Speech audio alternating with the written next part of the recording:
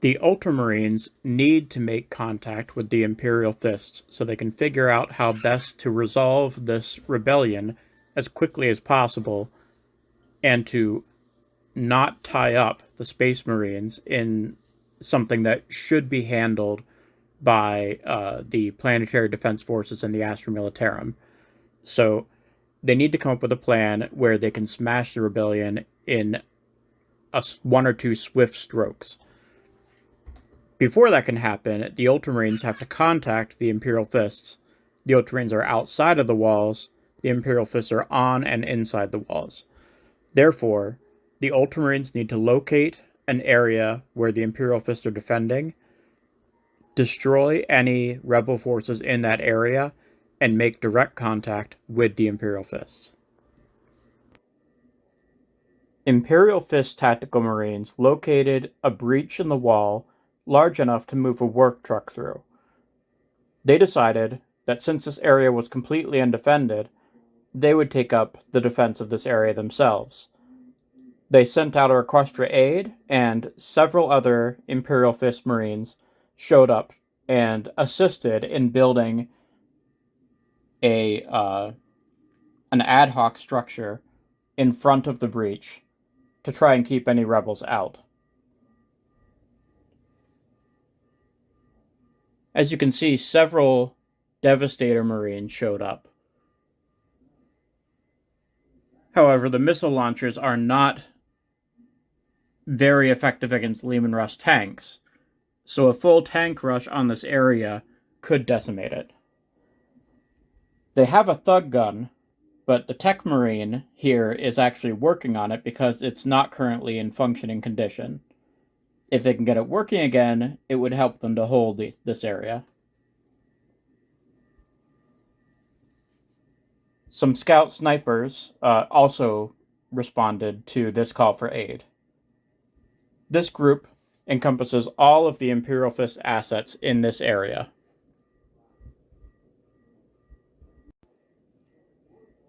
Rebel forces have massed outside the wall. An entire infantry platoon is set to lay siege to it in an attempt to climb the ad hoc structure and make it in through the breach.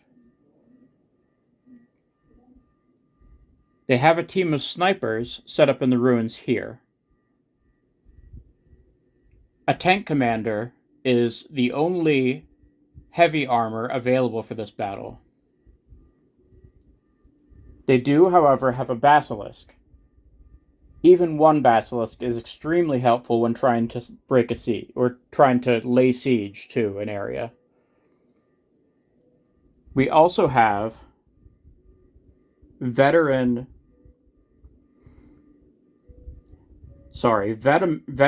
rebels.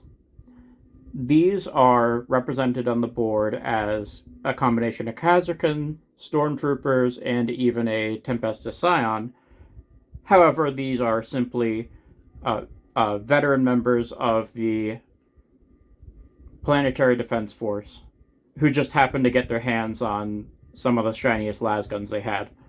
So they are equipped entirely with hotshot lasguns. This force is designed to show that there's a lot of manpower available to fight the Imperial forces, but they're spread so thin and in combat with almost every Imperial force on the planet, supplies are being stretched thin as well. To represent this, everyone in all of these units has either an auto gun or an auto pistol. No upgrade weapons.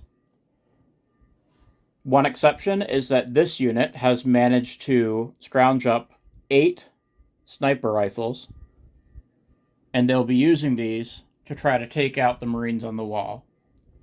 This is a case where there really isn't a datasheet for it. It's an infantry squad with 8 sniper rifles.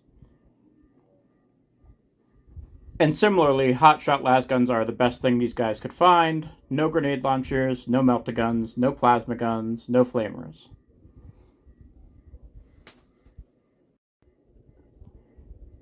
These are the Ultramarines' forces. Inside this Land Raider are 10 tactical marines, a captain, and a Devastator squad with missile launchers.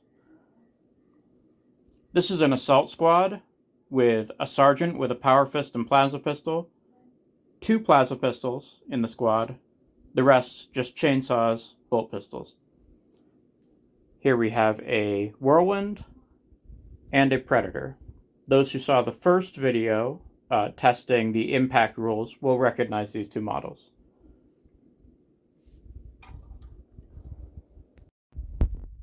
Finally, the Prince of Space is here trying to rescue this oil platform, as it has come to disrepair and he's afraid that a spray shell might destroy it. So he's defending it. For now, anyway. The Ultramarines know who he is and will leave him alone. Whether he gets involved in the fighting or not is another story.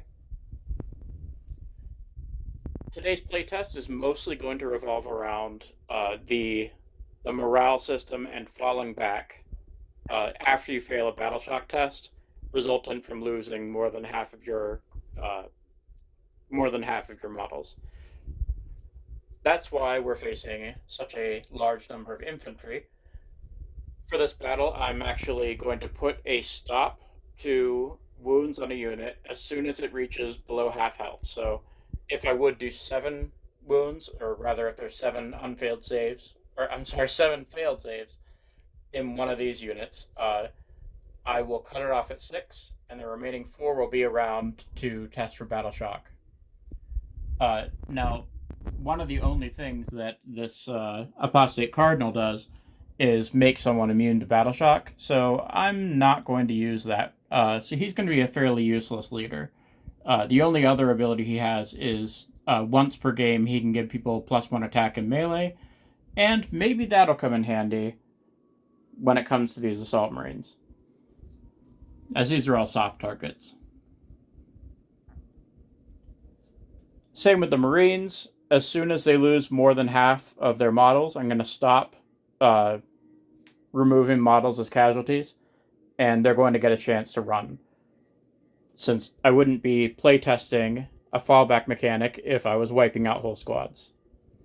That's also why I brought various things, like a Land Raider Crusader specifically, because it has significant anti-infantry firepower.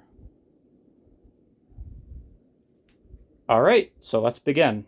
The Marines be racing into the battle from their position here, and I've imposed a deployment where they have to be touching the board edges, or the board edge in the corner here. The Marines will get the first turn.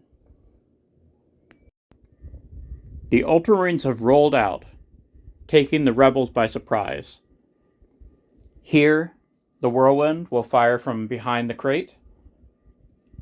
So far, there's nothing befitting a targeting with these las cannons.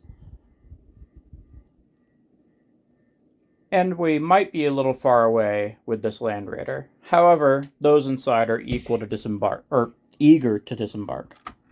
And so, here they come. And they have disembarked. The captain, who is attached to the tactical squad, has ordered the Devastator squad to take a position behind them, behind the armored crate, and to make attacks of opportunity after the tactical Marines have moved forward, and the assault Marines. This is going to be a multifaceted assault, like so, and the Devastators will try to take a position back here. The Land Raider will take a position around here to support the advance, while the fire support moves up the right side of the battlefield. That is the stratagem in play. Now that movement and disembarking has happened, we are going to see what kind of casualties we can do before these Traitor Guard squads can react. The Ultramarines focused fire on these rear 2 groups that contain leaders. Now, both of them would have overkilled the squads, but I stopped the damage once we reached 4 members, since that's what you need if you have a 10-man squad to start rolling for battle shock.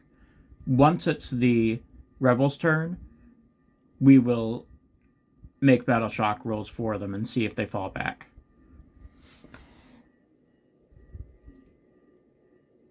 And so, the Ultramarine round is finished, and we're going to switch over to the Rebels.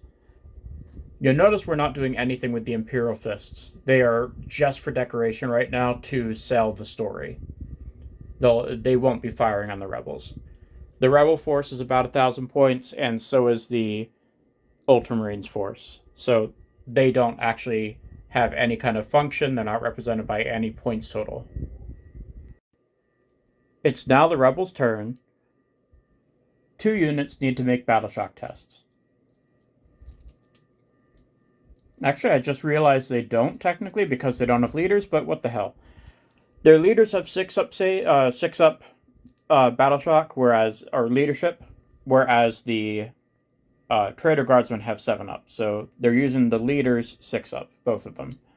And again, my bad, there should have been 3 Guardsmen and 1 Apostate Cardinal, for example, instead of 5, which is not half, or below half, rather. Anyway, here we go. Need a 6 up. Made it. Need a 6 up. Did not make it. So these guys are now required to fall back. Their move is 6 inches.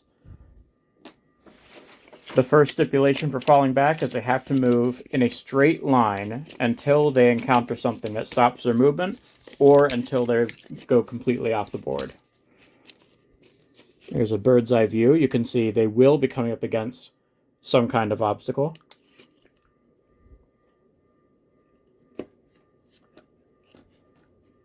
Six inches. Get some just right up to the obstacle, so they don't have to deal with it until next turn. Now, just like in 10th edition, in their next command phase, they'll recover from Battle Shock first, and then they'll have to roll again to see if they'll be Battle Shocked. Again, I was only looking at the 4 Marines, and not at the fact that it's a 6-man squad. There should only be 4 models in the squad to force a Battle Shock test, so my bad. But what it looks like is they're going to have to make some kind of lateral move to reach to move in the closest way possible to get to the back of the board. So they'll have to move diagonally this way, which will probably end around here, considering their 6-inch movement. But if we move over here, we'll notice this guy is probably going to have something to say about that Land Raider. We'll see that in a moment. So we're done with the command phase. 1 unit made their leadership test, and the other did not. They fell back exactly in a straight line, 6 inches, and if they fail their Battle Shock again, they're going to have to move this way and then this way until the unit reaches the side of the board. So let's do the Trader movement phase and see how they react to the encroaching and pretty scary looking Ultramarines. As the former Planetary Defense Force, the Rebels are well drilled in reacting to an enemy contact.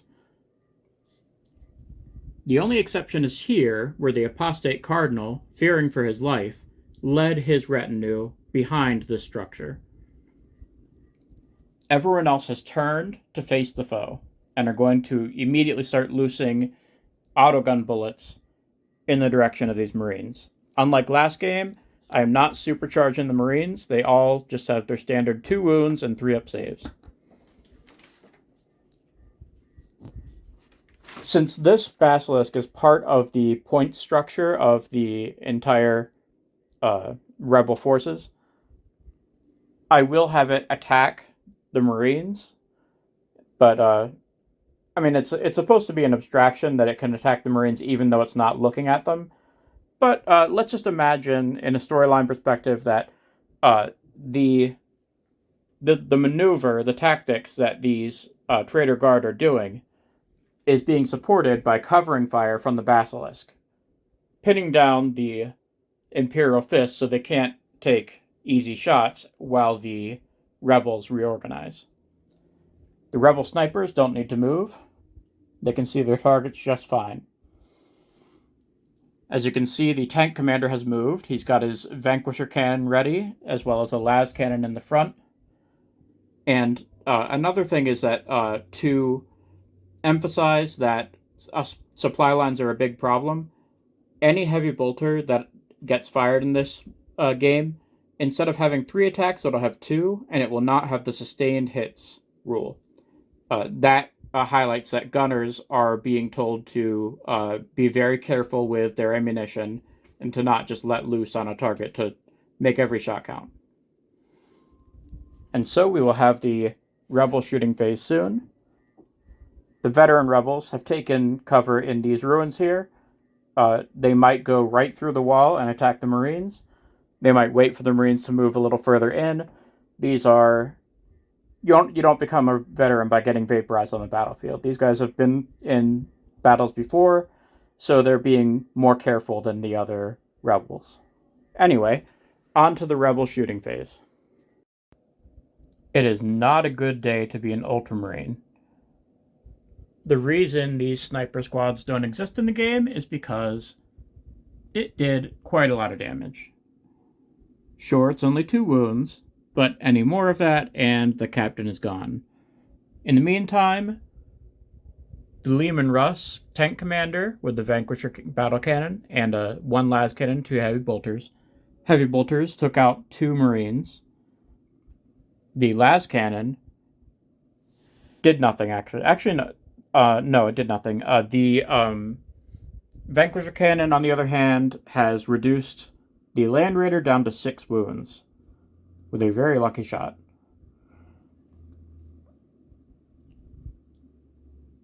This Space Marine here, fell to mass auto gunfire. I rolled for it all at once. It was 39 shots. That's enough to do something. At least kill 1 Marine. So we're going to go to Marine turn 2, where things have definitely taken a serious turn, as many Marines have hit the ground already. We do still have 6 members of the tactical squad left, so they don't have to check. So none of the Space Marines have to check Battle Shock. Alright, here comes the Marine movement phase.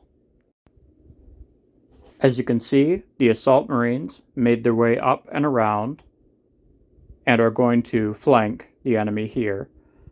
The Tactical Marines, with far fewer Marines than they originally intended, are going to press here directly into the enemy. They're supported on one flank by a Predator Annihilator who is chomping at the bit to shoot at this tank commander. The Whirlwind is wisely staying back and will be firing from behind the armored container. And the Devastator squad, some of them were able to climb up onto the crate. The others didn't have the movement and probably can't fit up there. They might wind their way around. In the meantime, the Land Raider.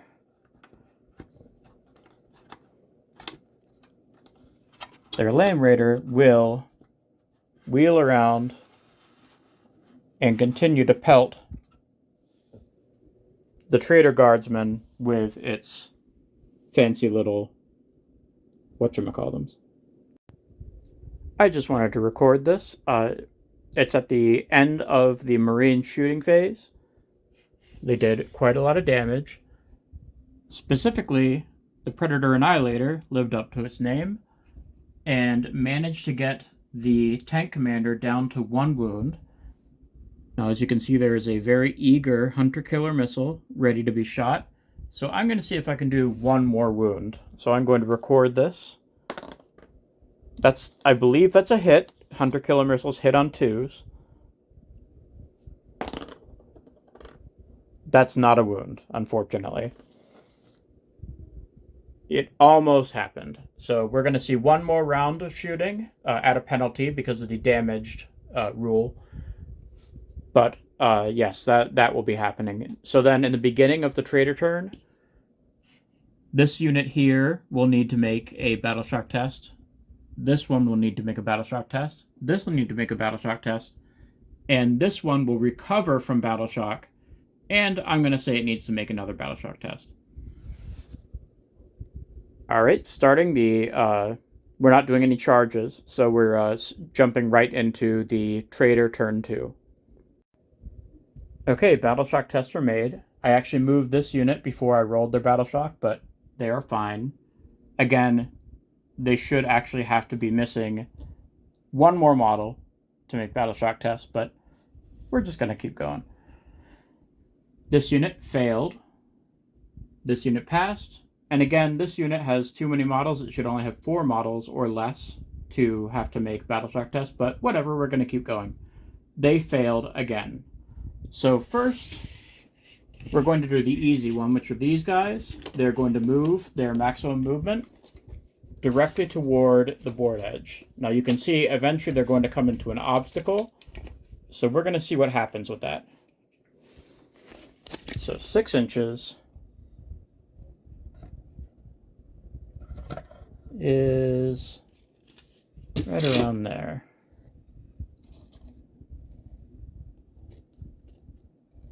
Now, as they make that move, they are battle shocked, which doesn't mean much for this playtest because I'm not using stratagems and there are no objectives.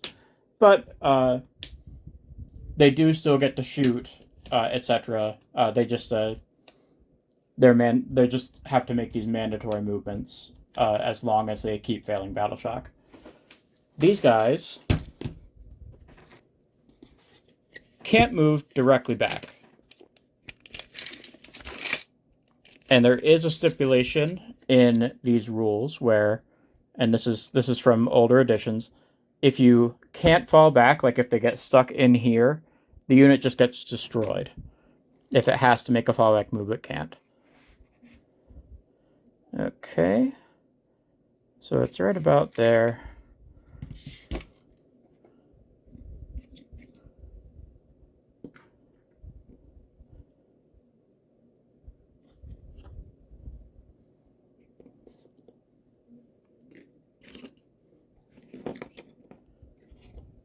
And there you have it. So if they have to fall back again, they'll have to come around this corner and then move directly back. Okay, now that the fallback moves have been made, I'm going to make... we're going to go into the movement phase for the rebels. So anyone who fell back cannot make any otherwise, cannot move otherwise. As you can see, the rebels are moving their way down the battlefield. These guys are falling back, but everyone around them is moving in. The tank commander realizes they're severely damaged and probably only have one more shot at destroying this land raider. If they can't, there's not a whole lot on this table that can damage a land raider. So we'll see what happens. In fact, since we're going into the shooting phase now, why don't we just see what happens? Here's a las cannon. That's a miss. Here's the Vanquisher battle cannon. That's a hit. I believe the strength is greater than 12. That's a wound. AP is -4. So we have a 6-up save for the Land Raider. And that's a failure. Now I believe the damage is D6 plus 6. Let me just double check.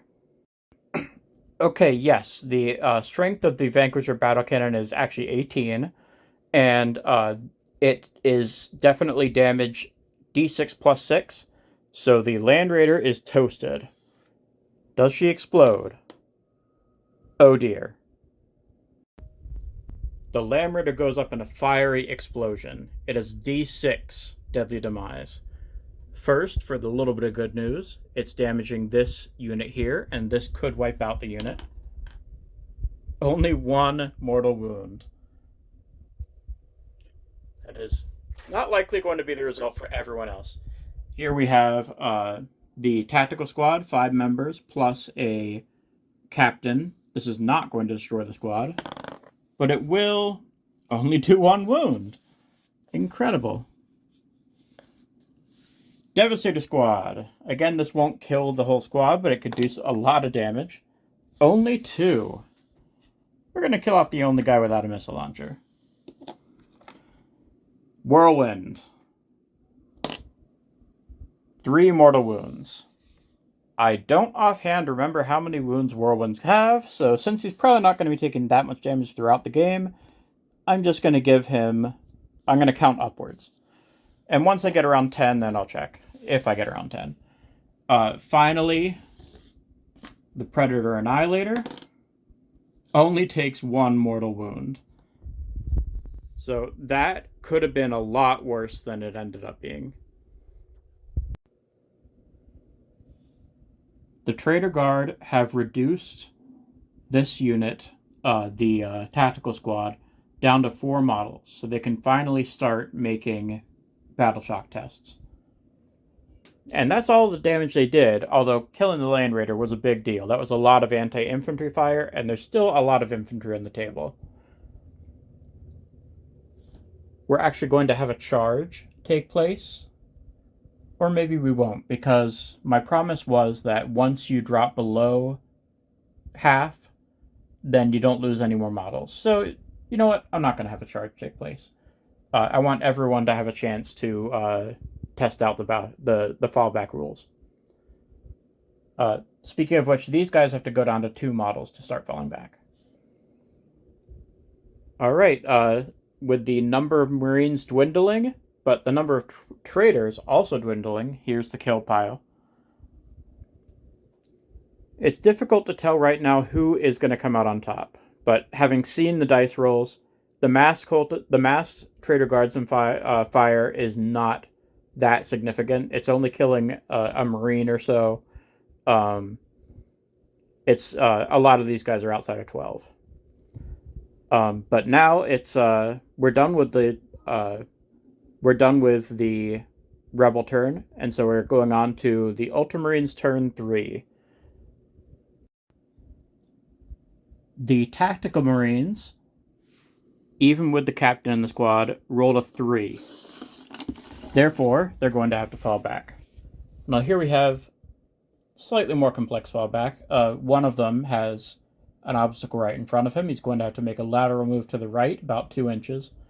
The rest of the squad can move all the way back, maybe nudge across here, and then end right at the table edge right there.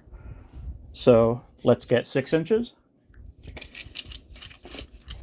And 4 inches for the captain.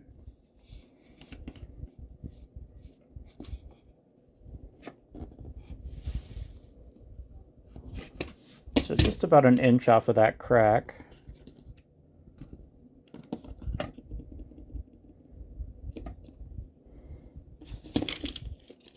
And then 4 inches looks something like that. So not too bad. 2 inches, 4 inches. They are battle shocked, but they can still shoot. And they definitely will. Okay, not a lot has happened in the Marine movement phase. This Whirlwind is still sitting pretty. All of the Devastators with the missile launchers, minus their dead sergeant, are up on a crate. That's the final position of the tactical squad. So far running away, but they will get another chance to clear their battle shock once their next command phase comes. In the meantime, they've got some very nice shots on these guys. We do have this Predator who is felt emboldened and is driving directly into the mob. So we'll see what happens. Oh, almost forgot. The Assault Marines have made a lot of progress. At this point, they have their choice. They can either contribute to the fight, which they probably should. They could take out a lot of guys in melee. Or they could jump over the wall and talk to the Imperial Fists. Considering what Space Marines generally do, they're probably going to jump into combat and try to do something about these 2 10-man squads. The Marine shooting phase did significant damage to the traitors.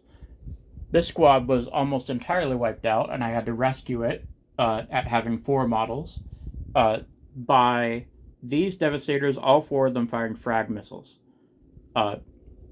This guy tried to fire a frag missile too, but didn't get the same results. He didn't hit anything.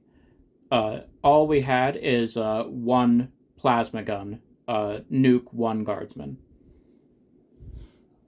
But as you can see, significant damage was done otherwise.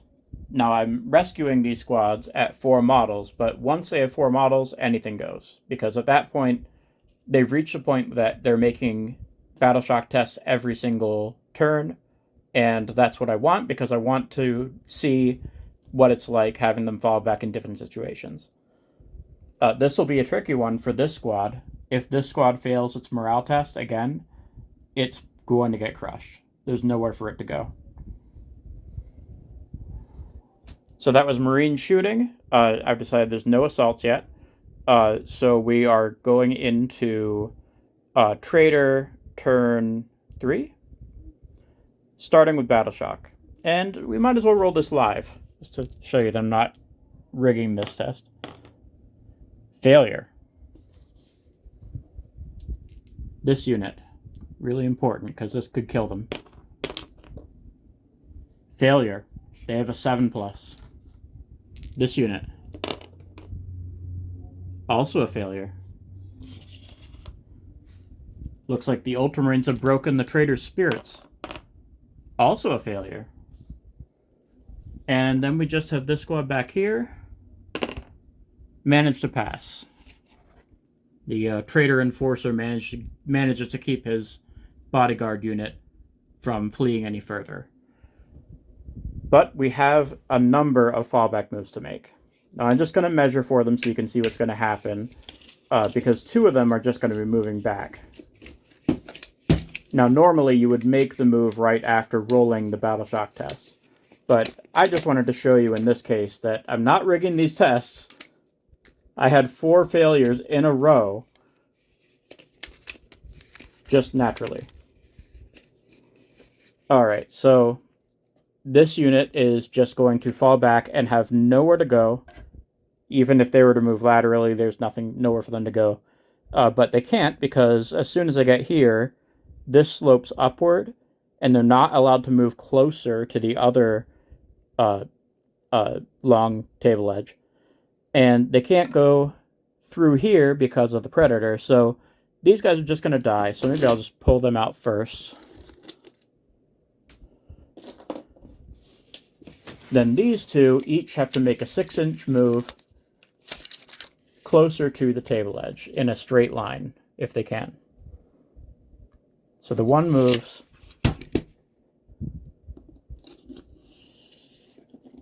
right here. And if they had to move any further, they'd have to move in this direction. So they're at very much the same route as these guys. So if they fail again, they'll be going just like the Trader Enforcer did. And finally, these guys here. Well, not finally, there's another one left. 6 inches is about there.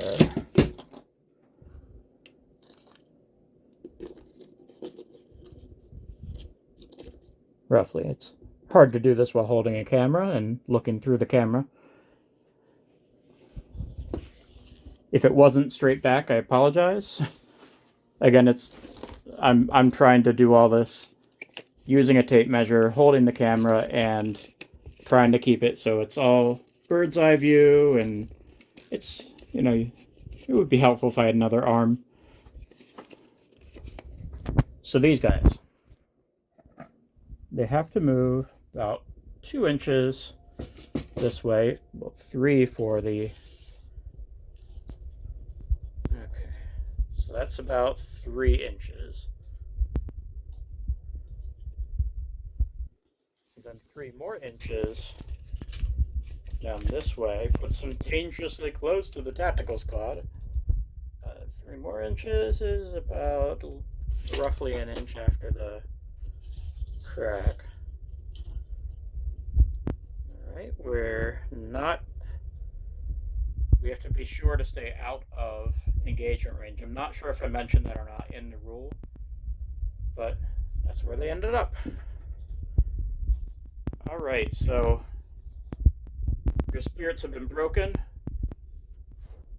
I forget if I mentioned, but this, the Annihilator annihilated the tank commander. He is no more.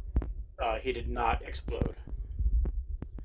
So let's see what kind of shooting I can come up with a whole bunch of cowardly rebels who appear to be outright abandoning their attack on the wall.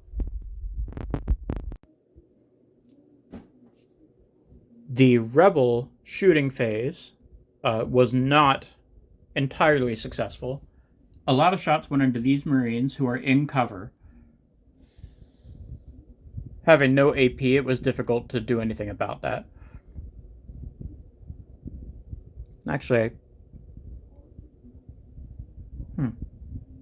yeah, they wouldn't have actually had cover because of the... Okay, so I screwed that up.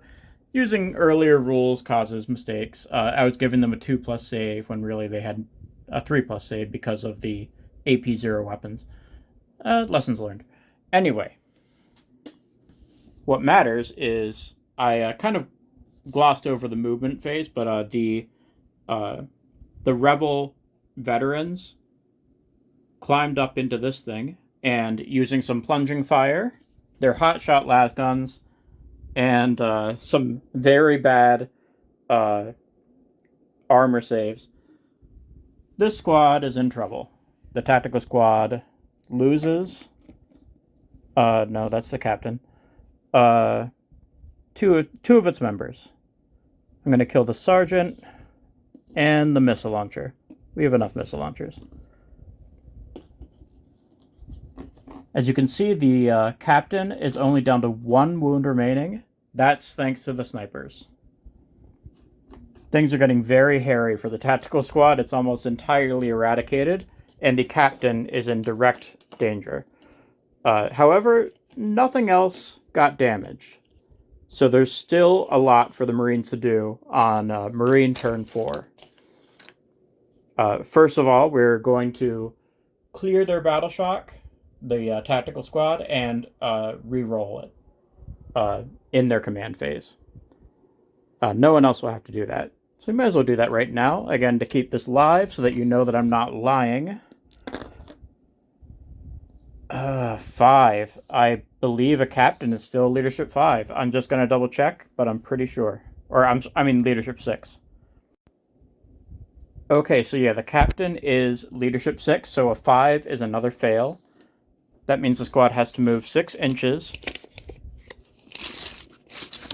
They have to move in a straight line if they can. So 6 inches in a straight line, it actually goes into the building. So that this melta gunner will move a little bit this way. Whereas the captain, oops, the captain can move right there.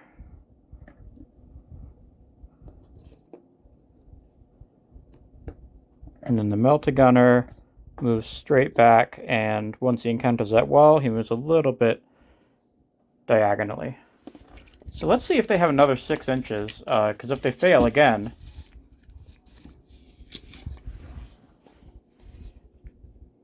Yep, they're out of the game if they fail again. But they do still get to shoot. That's a melta gun and a plasma gun.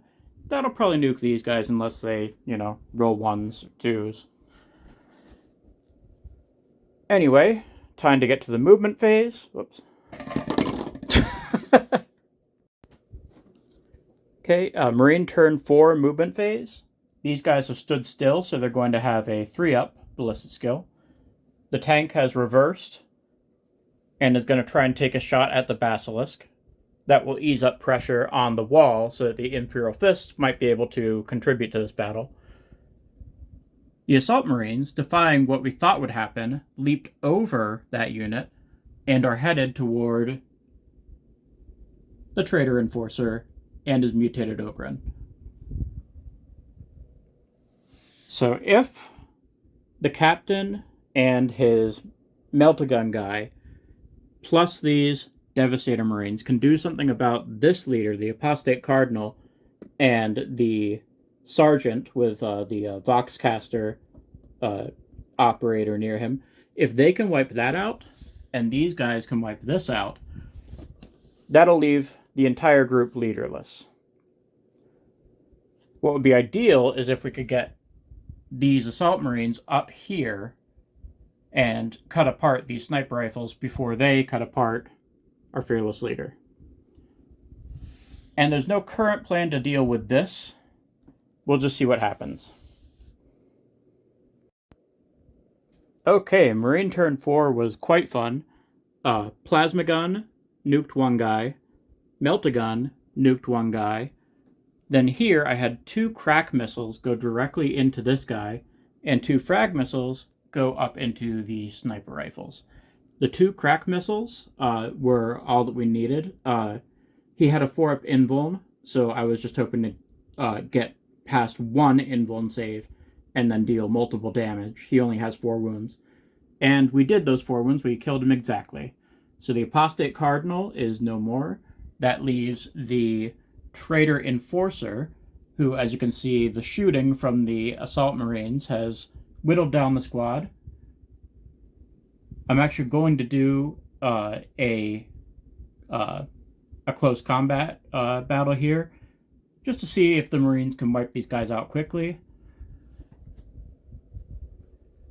And as far as the snipers go, 5 of them are dead.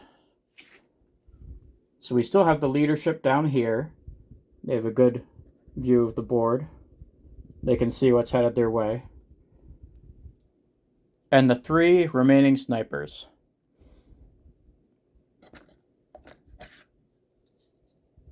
That is actually a sniper rifle from the new guard box. I do happen to have, I believe, 10 of them, maybe more, because these guys are actually sniper models that GW used to produce.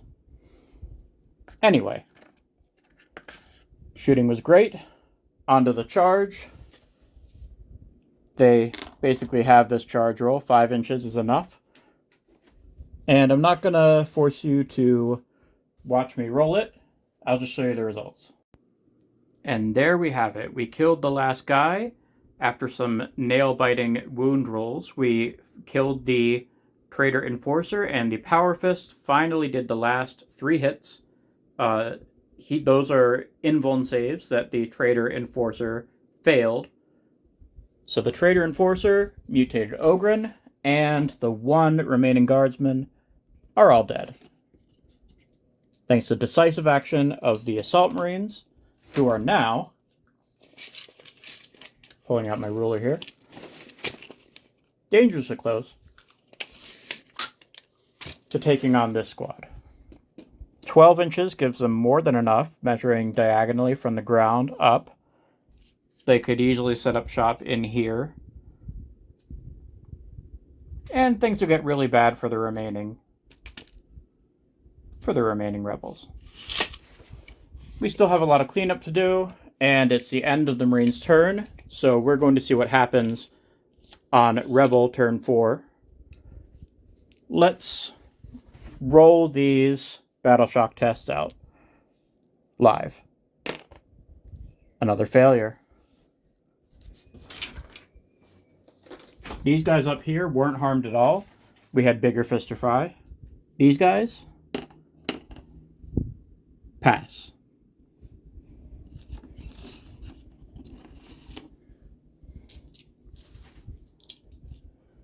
And that's it. It was just those 2 squads. Everyone else died. And the squad of snipers up there, they still have 5 models. They need 1 more casualty before they have to fall back. And that will be interesting, because being in a building, they will have to fall back down first. So the first fallback move will just let them end mostly on the first floor of the ruins, rather than getting closer to the table edge. But they are very close to the table edge, so it won't take long for them to run off. Alright, so we just did the command phase for the rebels, and now we're going to go into movement and see what they can do. They've very few guys left. I think I forgot to mention, I was able to get this basilisk down to 8 wounds. So this might be the last real turn for the rebels. They still have all their veterans, so we'll see what happens. I just realized I forgot to actually make their fallback move. And this is actually a really bad situation, because they move directly back there and here. And at this point, the squad is trapped. Now, I put in a mechanic where for every inch they can't move, they take a d6. I didn't measure, but I'm thinking 3 or 4 inches. So it was this is how many mortal wounds the squad would take. So it's easier just to use the language that was in previous editions, where the squad would just be destroyed if they couldn't get out from being crushed. But considering in 8th edition or in 10th edition, a couple of rules have added their mortal wound components again. Devastating wounds do a specialized kind of mortal wound. Hazardous is a specialized type of mortal wound. So I figured I'd keep with that trend and keep it on mortal wounds if you get crushed. Even if it's so many mortal wounds that it's definitely going to kill your whole squad. Anyway, we're now going into Rebel movement phase. Rebel shooting phase, turn 4, did very little. These guys are entirely unharmed. The Basilisk realized it was one of the only weapons on the battlefield that can actually harm this thing, so it tried, but it failed. Lots of guys fired shots into this unit, and 2 members perished. I'm going to kill off the bolt pistol Marines, so it's all plasma pistols. That was it from all the focused firing. So we're going to roll into Marine turn 5. This should be the last turn, since we have solutions for almost everything that exists right now. First, we have 1 battle shock test to make for the Marines, and they fail it. This certainly means that they're running off the field. 6 inches. The unit touches the edge of the battlefield, and we have our cowards right here. Of course, it's a tactical withdrawal. But let's see what else can happen on turn 5. Marine turn 5 has almost wiped the traitors off of the battlefield. All 4 missile launchers fired frag missiles in here, and only 2 Khazarkan, aka veteran rebels, remain. The assault marines easily moved into the area back here, measuring diagonally as you do in 10th edition, and all of the models, missed one. I already rolled out the close combat that would have inevitably happened, and they are dead. We're going to go into Traitor turn 5, but there's not a whole lot they can do. The veteran guardsmen, or the veteran traitors, failed their battle shock test. So now they have to move exactly 6 inches down, which will put them down on the ground floor. And that means they're certainly not shooting anything, because as you can see, there are no windows or doors open. These guys passed their test. This was a very short turn. The only remaining rebel units realize that their path to retreat is through the assault marines. So they peppered the building with their autoguns and did nothing. With the retreat of the veteran rebels and the death of their leaders, as well as rebels who were trying so hard to escape that they killed themselves trying to climb over various obstacles. Uh, it doesn't even matter that the captain and one of his bodyguards ran off the board. The Marines have this well in hand. So I'm just going to talk you through what's about to happen. In the Marine turn 6, which wouldn't be happening, but essentially what would happen is uh, all three of these units would focus down this 6-man unit, and then the Assault Marines would jump down and assault these 4 guys, and then there's no rebel presence left. Uh, just for the sake of completedness, I am going to do that right now, and I'll spare you from the rolls. So, be right back. And there we have it. The Devastator Squad firing 4 frag missiles, nuked the 6-man squad. 2 plasma pistols hit and wounded, killing 2 of the 4 in this squad, and then they just moved in to close combat. I could have just had other units shoot at it, but I wanted to do the close combat, so they jumped in and just sliced the 2 remaining guys to ribbons. There's now no rebel presence on the battlefield. For the Marines, they definitely took some casualties. If we're considering that tactical squad destroyed, that's 10 members plus the captain, and we have 1 dead sergeant here, plus 2 assault marines. So they did pay for this victory with blood. But what would happen now is the assault marines would leap over the wall and have a conversation with their brother tech marine. And they would begin a dialogue, perhaps even doubling back to find the captain and the melt-a-gun guy that retreated, gather themselves together, and meet somewhere around here, perhaps on the wall itself, to discuss their next moves and what they should be doing in this planetary liberation action. So this whole thing was about leadership tests, and they did slow the game down a bit more than the current Battleshock system, but it functioned pretty much how I remembered. For the most part, units kind of slither down and find their way to the board edge. Sometimes they, every turn that they're running away, they have a chance to recover. It used to be that they would fail their morale test and that they would keep on fleeing, and you would keep on making rolls to make them stop fleeing. It works basically the same way now, except that at the beginning of every turn, they'll recover from being battle shocked, but then they have to roll again to check if they're going to be battle shocked again. So essentially, you are rolling to see if they'll stop falling back. And you've seen the consequences. Sometimes they run off the edge, and sometimes they run into terrain, into a situation where they get trapped, and by the rules of previous editions, that causes the unit to die outright. Very brutal. Very brutal system. We saw a number of rebels fleeing the battlefield.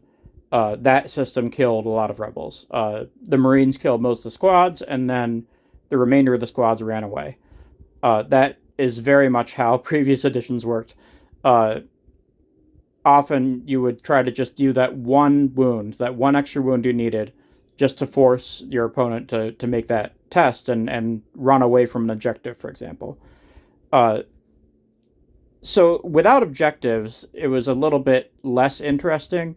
It was fun to watch it in motion. I think I'm going to keep doing it, and until I make a decision on just how good or bad it is. But the fallback system, it is fun. It gives you a very visual idea of an army breaking and falling back. Or in this case, the injured captain and his melt-a-gun guy decided it would be better if they moved off the board and then, regrouped and came back later after the victory. So that's it for this playtest session. There's going to be another playtest session probably next week. I got an early start on this one. Probably either later this week or next week will be the next playtest session. And I'll make posts on my Facebook group indicating what will be tested.